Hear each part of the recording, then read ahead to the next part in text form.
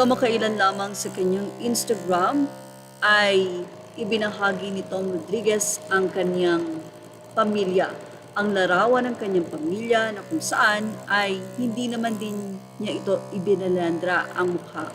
Makikita ang napakasayang si Tom Rodriguez at ayon nga sa mga netizen or sa kakilala mga kaibigan sa komento, I like father like son daw dahil may dimple din ang napakagwapo daw na anak ni Tom Rodriguez. Samantala, hindi man ibinahagi ni Tom Rodriguez ang photo ng kaniyang may bahay pero isang page ang nagbahagi nga nito. At mukhang bata pa ang napangasawa ni Tom. Yes, napangasawa dahil mukhang kasal na rin sila. Ito'y batay na rin sa comment section nang ipinost ito ni Tom Rodriguez ilang araw ang makalipas sa kanyang Instagram.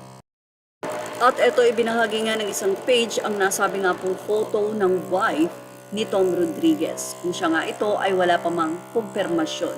Ito po ay binahagi ng isang Facebook page na Artist News Local and International. Kung saan ibinahagi niya rin ang photo ng dating wife ni Tom Rodriguez, ang aktres na si Carla, at ang nasabi nga pong kasalukuyang asawa ni Tom Rodriguez na ayon nga sa mga netizen ay kasal na. Anyway, narito ang ilang komento ng mga netizen sa naging post ni Tom matapos nitong ibahagi ang masayang pamilya niya ngayon. Sa caption naman ng post na ito ni Tom, sinabi niyang some treasures in life are too scared to put on full display. This isn't about hiding, it's about holding. Holding close what grounds me, what restores me, what reminds me of whom I am beyond the lights, the noise, and the roles I play.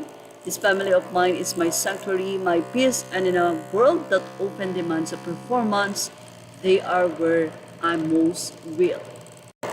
Samantala, narito naman ang naging komento ng mga malalapit na kaibigan, marahil kamag-anak ni Tom sa kanyang post.